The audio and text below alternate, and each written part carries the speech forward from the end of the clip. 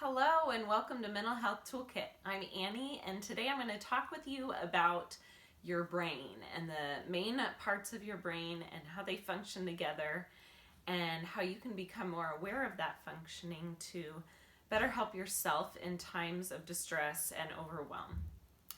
There are three main parts of the brain, often referred to as the Triune brain by Paul MacLean, was one of the first to talk through these parts. And how I learned about these main parts of the brain was through Dan Siegel's work in his book, The Whole Brain Child. So I'd encourage you all to check that out. He has a lot of focus on parenting and children and how we best work with children. And the visuals and how they're explained are very accessible to most people who might read through that and use them. So I'd highly recommend looking into his work.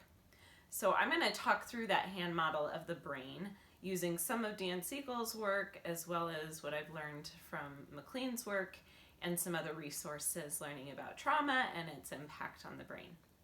There is a handout that will be available in the description section as well as in the comments of this video, so feel free to check out that link. It talks you through, again, the three parts of the brain. It gives you a good hand model handout that you can post on your refrigerator or put in your office just to remind you of how your brain works and to start becoming more and more aware of that so that you might be able to gain a bit more control over its functioning and making it work best for you.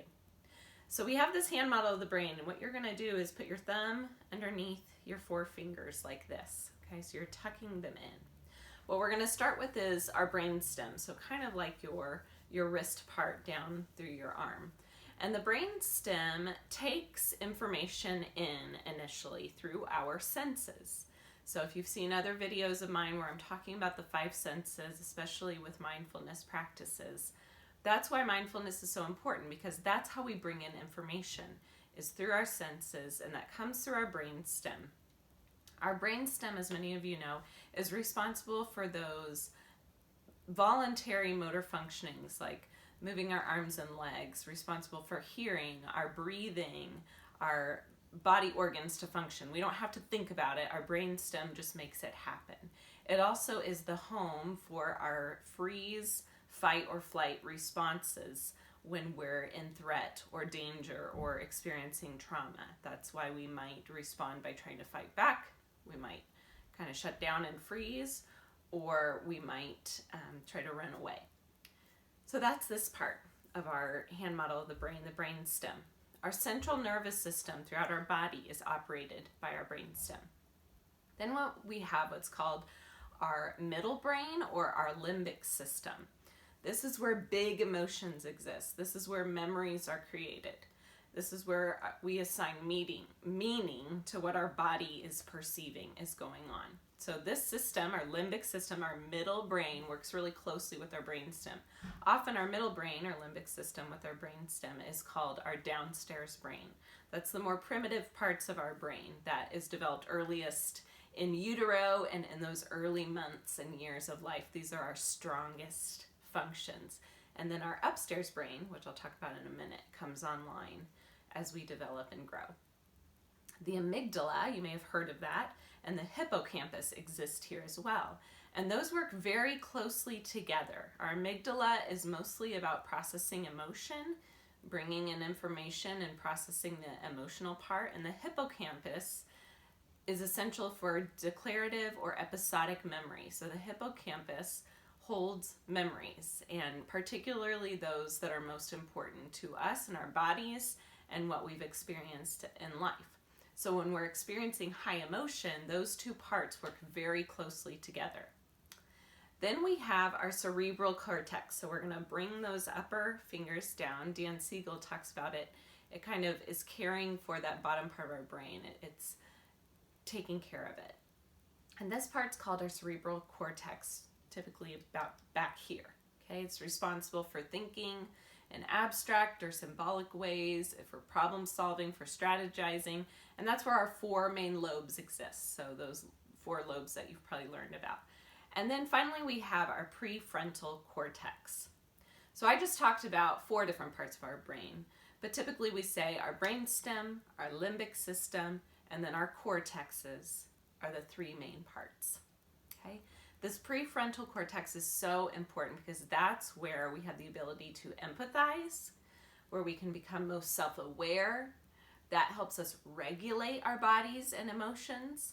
Okay? So emotions are so important because our highest brain functioning level needs those emotions to be able to connect with other people, to be able to reflect on ourselves, and to be regulated there. This part allows us to be flexible, okay? So if you think about it, when this part is offline and we're mostly operating in our emotional responses, when we're triggered by something, when we're facing threat, this part often goes offline because we need to first figure out how to survive. When we face something that seems threatening, even if it isn't actually, like something like maybe an argument with your child or your spouse or your friend, where nobody's in immediate danger, but it still feels a bit threatening, often we do what Dan Siegel calls flipping our lid, where we feel threatened initially, and so our upstairs brain goes offline, and we're focused on our downstairs brain. Now, we're not thinking through this, it's just what naturally happens for us.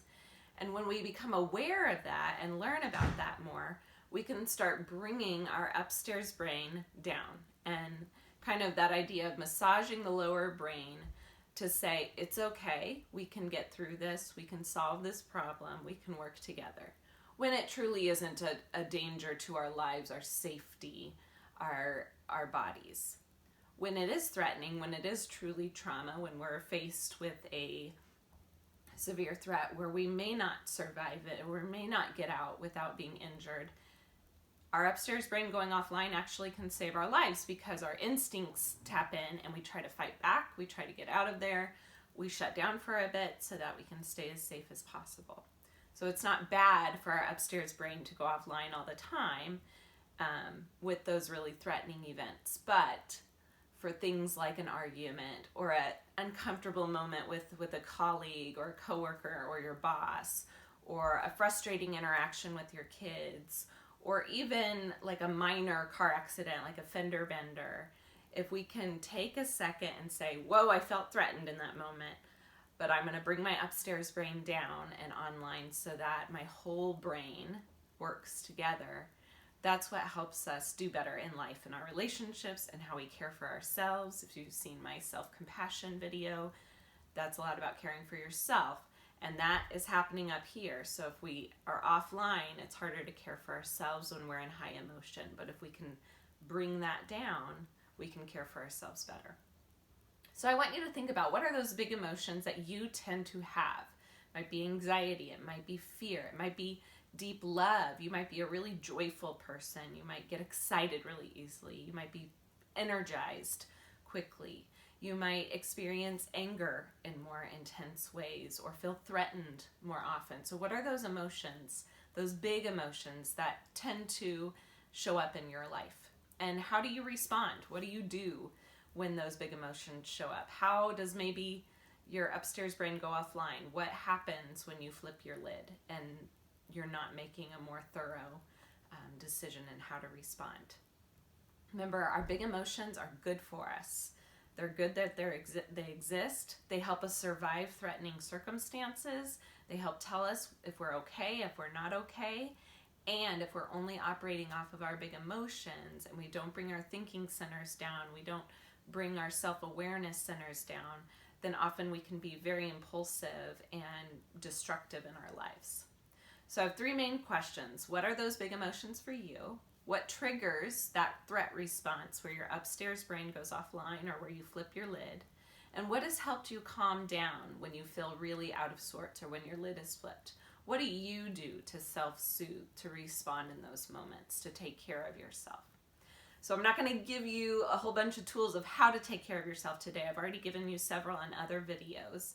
Next week, I will give you one tool to use in response to those overwhelming moments where you flip your lid.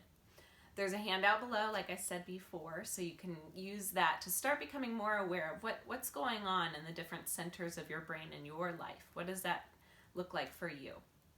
as you do that self-reflection, always remember to be kind to yourself.